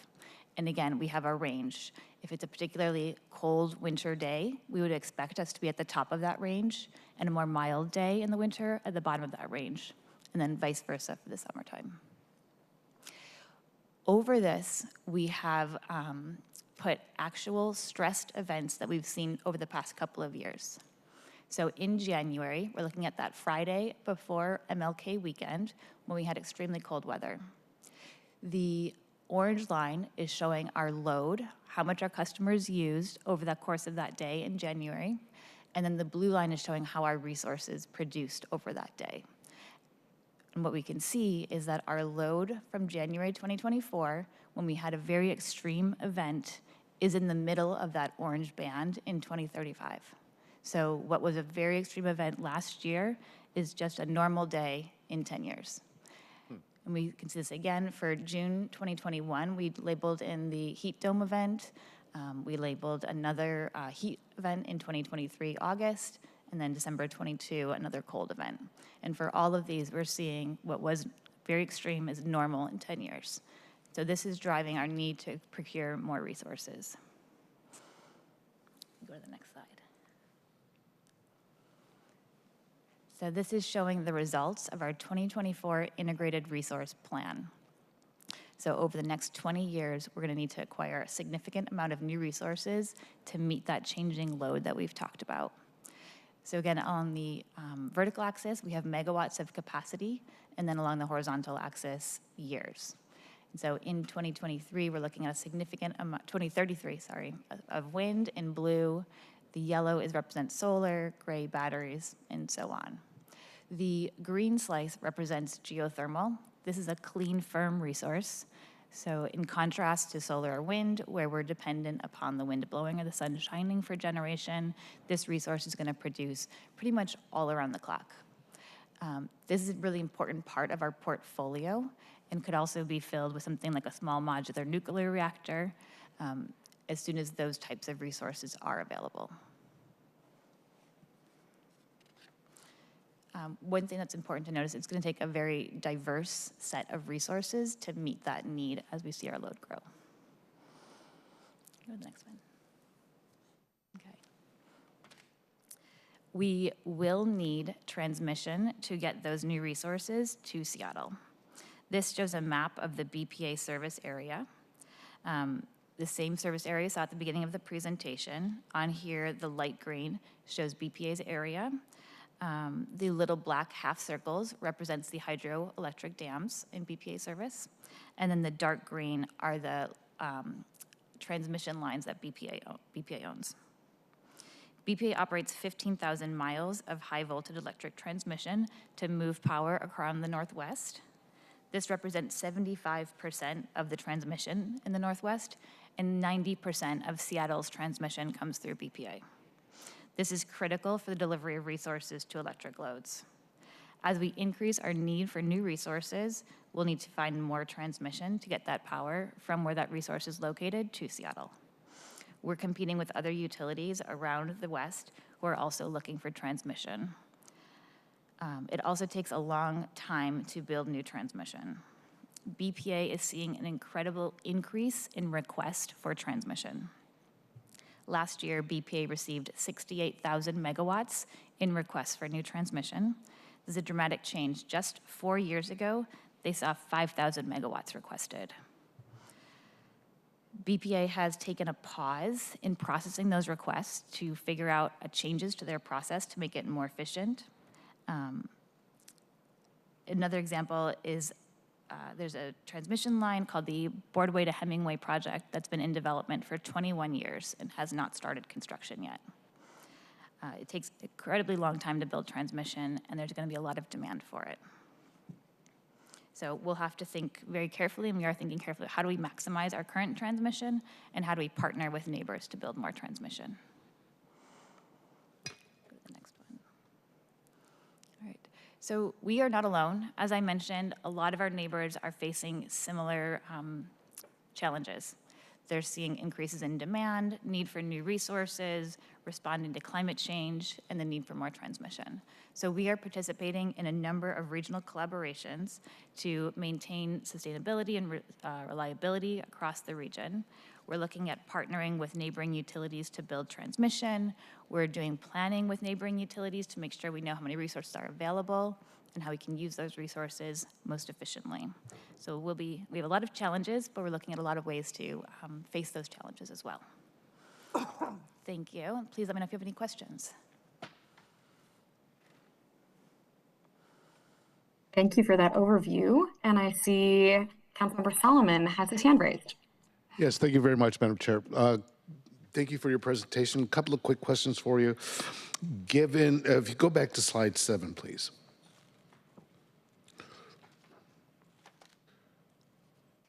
Yes, there, thank you. Looking at, future clean energy, looking at,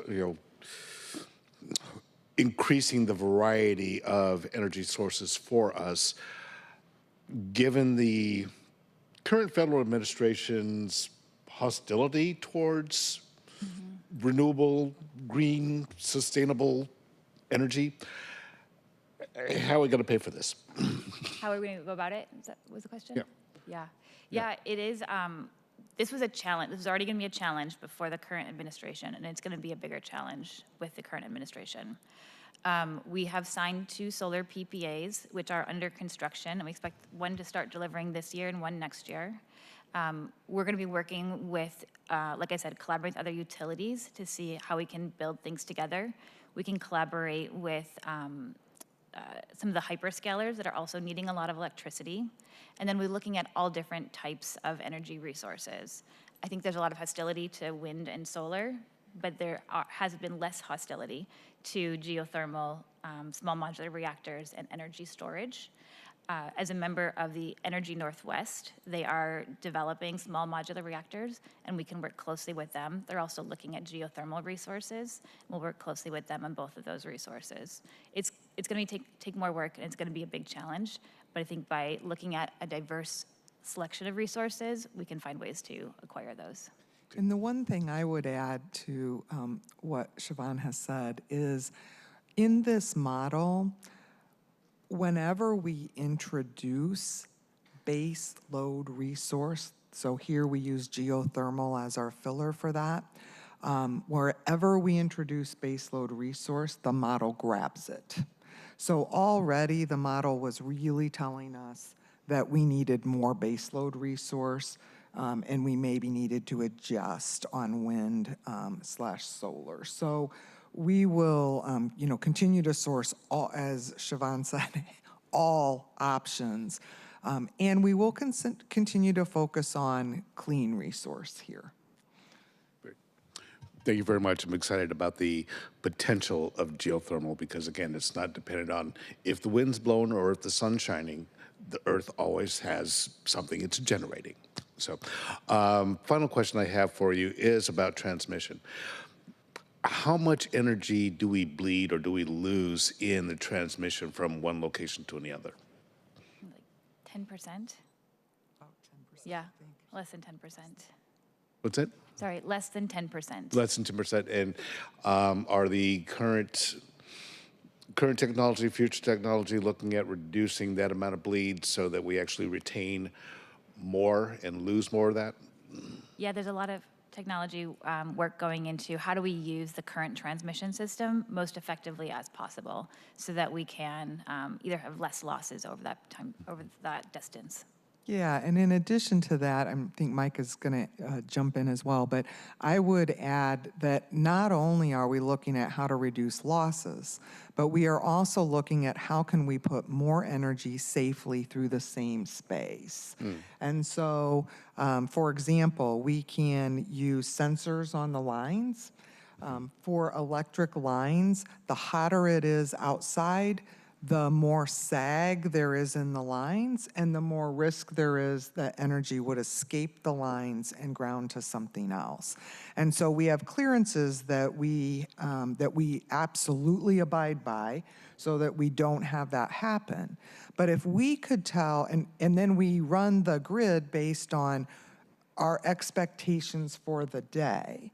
But with sensors, we could actually run the grid with expectations in the moment. So for example, it might be a day that's predicted to be hot, but it turns out to be cloud covered, so it's cooler than expected. And then the wind comes up, and that further lowers the ambient temperature.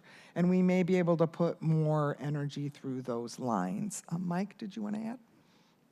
Well, just that it should come as no surprise that we're very active at the national level, local, regional level, and planning for what we in the industry call grid enhancing technologies. So in addition to what Dawn's talking about, which is what we call dynamic line rating, we're also looking at new conductors, reconductoring existing corridors, because it's much easier to permit that, to add capacity during all conditions by increasing the conductor or using modern conductor technology and just a whole host of other things that we're currently studying. Some of that in collaboration with the national labs.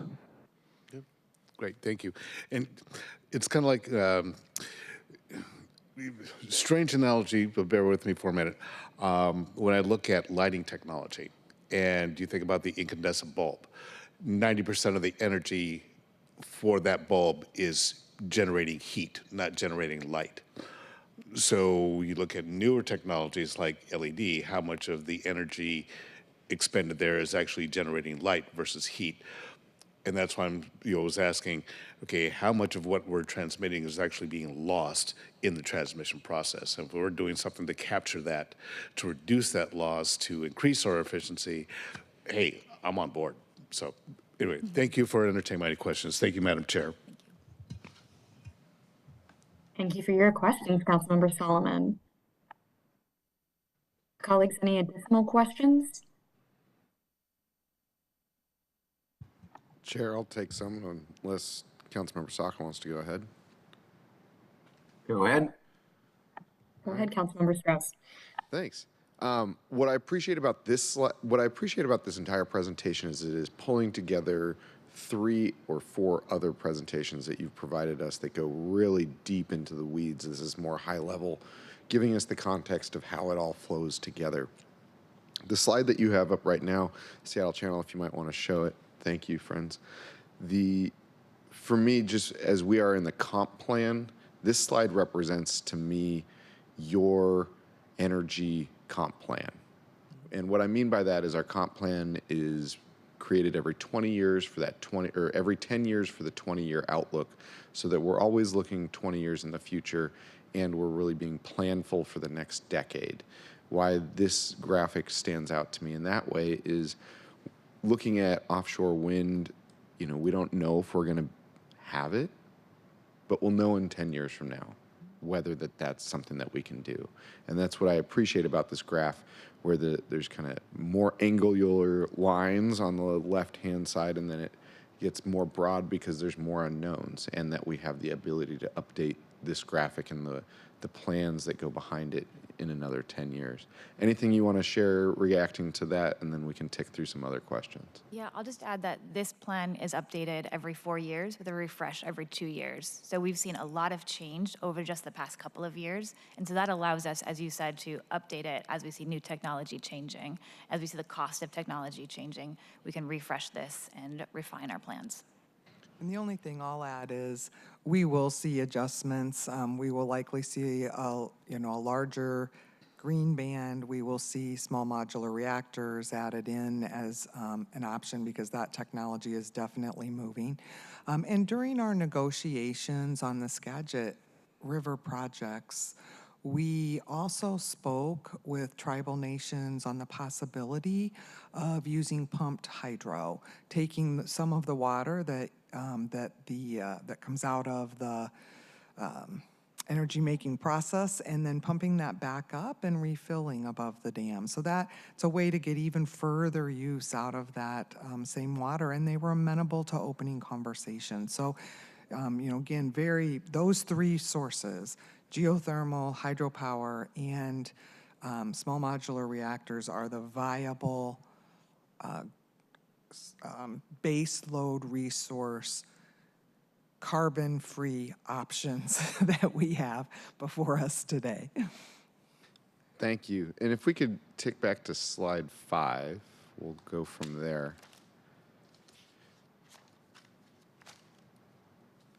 And just, this is a descriptive slide. Oh, sorry, last comment that I had to make on the comprehensive plan connection there from the previous slide. Colleagues, whether it's parks, whether it's community centers, whether it's libraries, sewage, the ability to provide electricity for these goals that we are updating for 20 years from now of what our city will look like, this is the actual demonstration of the utility going deeper than maybe what we were able to receive during the comprehensive plan committee. And it demonstrates that they are continually working to update so that if we are changing population growth, City of Seattle, if, said it in another way, if we maximized all of our potential, if every area that was upzoned right now was built to its full potential, we'd be in a world of hurt because we don't have that much electricity today. What is also true is that as we create these plans into the future, City Light's doing that within their own utility as well. And you're doing that update even more frequently every 2 years so that we're never caught flat-footed. So just wanted to highlight the connection between committees there. Going on to meeting the growing energy demand, when we are looking at how these curves change, one question that I have for you is, with one of the other tactics I've seen you use in presentation or that you've presented about is the need to lower that peak. So smooth the peaks both in the mornings and the evenings, whether it's using battery power that we as the city own or battery storage that we as the city own, or within homes to just set smart appliances to run the water heater in the middle of the night, to have the car charge overnight and not during the day. Have those, and more specifically the battery storage, has that been factored into what we think the actual peak forecast is here? Or is this using the current status to project into the future?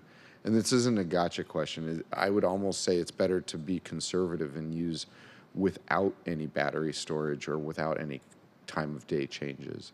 How does that factor into this model? Our load forecast right now is including solar and it is including efficiency. I don't think it has a lot of battery in it right now.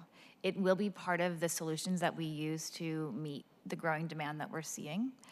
Later, I think in August, the City Light will bring forward what's called the Demand Side Management Potential Assessment, which is also a forward-looking plan around how do we use those, what we call behind the meter or customer side resources to meet that demand. And that is also an input into our integrated resource plan. So we look at this combination of resources that will help us to do that. I believe we're also going to bring forward in August or September some legislation around demand response. The ability to do more demand response programs, which will either decrease that peak, move that electricity to different periods of the day, different seasons. And then we will be very soon doing our sort of pilot entry into that time of use effort and communicating on that so that people can make incentivized choices on when they use their power. We also will be working on our communications. So one of the things that we can do better is to ensure that we are letting customers know how they can time their usage to help stave off some expenses. So I think we've got some opportunity there, especially as we see these weather events continue to strengthen, lengthen, and broaden. That red line, we cannot conserve our way out of. I wish we could, but that is in fact almost, it certainly is, it contains the growth, but that growth is in the yellow line. The red line, as Siobhan noted earlier, that's really our weather impacts. And as temperature continues to rise, we can expect those weather events to continue to impact. And they are incredibly expensive. Because they're broader, all utilities in any given region are frantically going after the same energy in those weather events, and it is simple economics. It drives the costs way up very quickly in the hour-by-hour market. So we'll continue to work toward that. The one other thing I would just note is it's a little bit hard to see, but if we look at 2027, we already start to see that yellow line be in between the light blue, which is resource we don't own yet, and the dark blue. By 2028, you can see light blue below the yellow line. So if we are not able to source those resources by 2028, then we have some risk that we will have to buy more off of the market. And as there are, and I want to say, Siobhan and her team do an amazing job today of buying off the market when the price is low, in the middle of the day when we can get low-cost California solar, and we pull that in.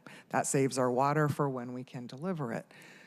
We don't always have that option, though, depending on what's going on there. So it's really urgent because most resources are going to take years, even a decade, to build, that we are ahead of this and that we are negotiating and buying now so that we can build the resources in time for when we need them. Thank you. And some of those new resources that you're discussing, we recently in committee had the public-private partnership for a solar farm in Oregon. Is that one of those new resources, or are they similar or different? Yes, and we need more. Yes, and we need more.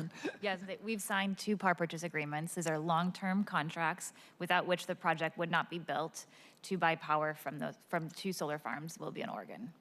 And so it's more work akin to this that needs to be done so that in 27, 28, 29, we are meeting the goals that we're setting for ourselves today. Is that what I heard essentially? You are correct, and taking into account that we've seen federal funding for those organizations that build solar and wind cut by $14 billion so far this year. So that's not federal funding to us, that is federal funding to the companies, the US companies that produce wind and solar. Thank you. Last couple questions on this. The yellow line you said does not move really without these new, or I said, sorry, the orange line does not move because they're associated with weather events. Is the yellow line, I assume that has already taken into consideration, since it's the average of all demand, that includes all of the peak events as well? That's right. Right. And so while we can't conserve our way out of the orange line, is it possible that we're able to store our way out, or are we still going to have these large peak days that we're going to have to be buying power for the foreseeable future? We will still have large peak days that we cannot buy out. That white space between our planned resource and the red line is all market power on those days. We aren't. I would say a lot of the peak events that we see, especially in the wintertime, are multi-day events. Yes. So we see really sustained high prices for multiple days. And most storage resources are a couple of hours right now. So yes, we could store for short periods of time, but we're not going to be able to store enough to cover a 3 or 4 or 5 day event. That's very helpful. So said another way, the storage for us can help us smooth the double peaks that we see every day, like in the morning and the evening, but it might not smooth a peak that we see that's weather related that lasts many days. Yep. Yes, we have to be able to recharge those resources. They're just batteries, so they give up their energy and they go towards dying, and then they need to be recharged. And if we don't have the energy to recharge, they're not helpful the next time we need them. Yeah, Councilman, you can see what's going on in California, like current hour, as an example. Solar's coming up super fast. They'll have 22,000 megawatts of solar online today. That's when they charge their batteries. And their batteries will discharge probably sometime in the peak, sometime after 7 p.m. tonight, to help them cover that rapid solar decrease at the end of the day. So that's how Californians using that resource as batteries. And they've got so much battery, they can actually also stagger some of that with so extending beyond just 4 hours, if you will, right? So they're showing the market what batteries can do, and we're going to benefit from that over the long term. Nice. I'm looking forward to more. If we could take on to the next slide with the simulated ranges and stressed events. I'll ask the mayor of New Halem about our ability to respond to demand. Clearly, we can't turn on our dams fully all the time because we need to store the water for future events. It's my understanding, though, that the governor on the generators can turn a wicket to be full power in 12 seconds. Is that right, Mike? That's right. You're paying attention. I appreciate that. And so, what that means is if we have a client on the system, whether it's in the city of Seattle or anywhere on the grid, if it sucks a bunch of energy out all of a sudden to maintain electricity throughout the entire grid, our hydro facilities are able to maintain that stability of the megahertz just by turning on automatically. As I'm looking at this slide, I'm seeing that the generation versus the stressed event, our generation is lagging what seems to be hours and not seconds. Can you walk me through what has to happen from those stressed? And I see in January it was the winter, in June, in August of the summer, and December again the winter. They clearly have, summer and winter have different profiles of the stress event. Can you share with us what happens when that event gets stressed? And then, Chair, I see we're at 11:25, so that's my last question. Yeah, sure. So ahead of a stressed event, we're watching the weather every day. We're looking out to see, is it going to be extra cold, is it going to be warm? What do we expect from the weather? And so going into MLK weekend, we could see that there was an expected cold event coming. At our Boundary project, we have about 24 hours of storage. So we stored up water to make sure we had a full reservoir at Boundary ahead of that event. At the Skagit projects, we have much more storage. It's seasonal. Going into that, we had load forecast. Our load ended up actually being pretty significantly higher than we had forecasted during that event. The way that we used our generation is we look at power prices throughout the day, and we look at when there's other resources available. And so in the middle of the day where we see the blue line, the generation lower than our load, that difference between the blue line and the orange line, we were buying from the market at lower prices. And then in the evening, we see our load increase, and we see our blue line increase to meet that load. And we actually went a little bit above and beyond our load during those periods because prices were at that highest period, and we were able to sell that power to our neighbors who desperately needed it. And just to put a finer point on that, we sold it at the high, which means that we made money for our ratepayers.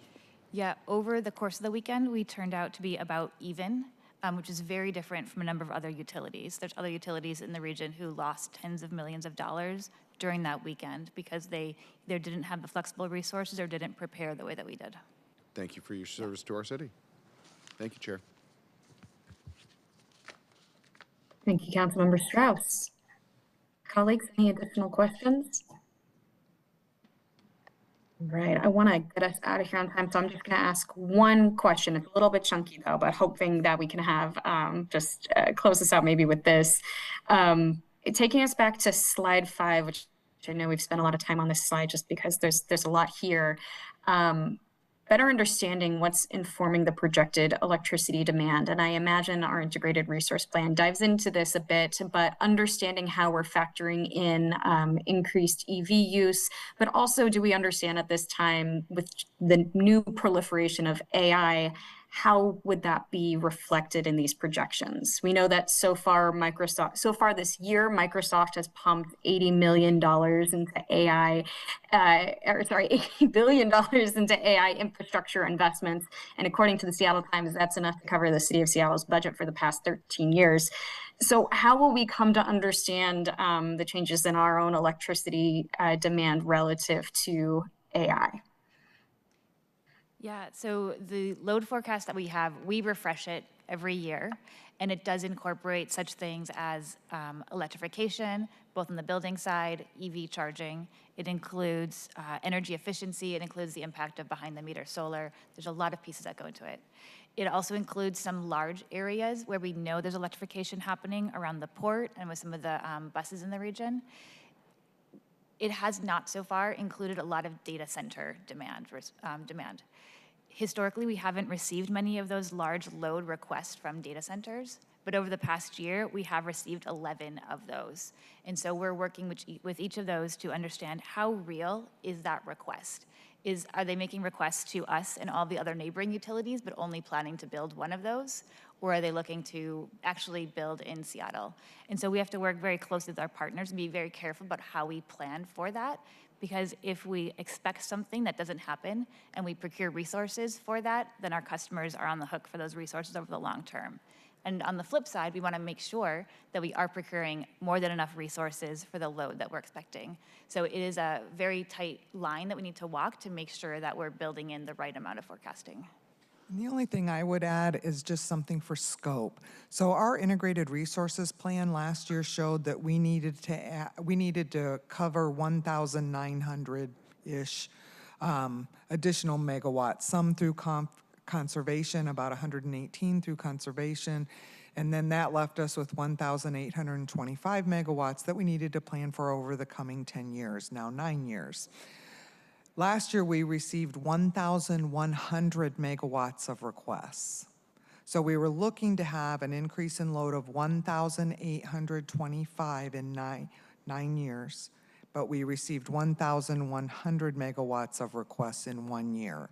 So it was a sea change for us, and that's how rapidly the industry is changing. To Siobhan's credit, exactly what she said is the right approach for us to take, and she and her team are doing that, and we are in conversation now. Wow, 11 data centers, okay. We'd certainly love to know how that all hashes out and where things stand on this point. I'll close with this note, more of a comment, just looking at slide, I believe 7. Just the distribution of our future planning, understanding that our current system does not currently have any enhanced geothermal or small modular small modular reactors, just hoping that we can have a future conversation as a committee about the realities of onlining some of these new clean energy sources and ensuring that we're doing this kind of evaluation with an environmental justice lens, understanding that yes, onlining clean energy is fantastic, especially when we're talking about being able to lower pollution, but also thinking about local impacts for communities that may be surrounding any type of clean energy centers, and then also naming just a desire to ensure that we're thinking also in tandem about workforce and how we're working with some of our partners in the trades, whether it be IAM or IBEW, about ensuring that we have the workforce to support the onlining of all of this new clean green energy. Fabulous. And with that, colleagues, any final questions?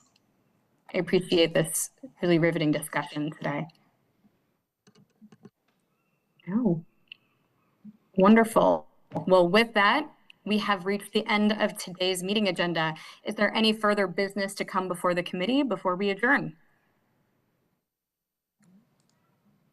Hearing no further business to come before the committee, we are adjourned. It is 11:32. Thank you, everyone.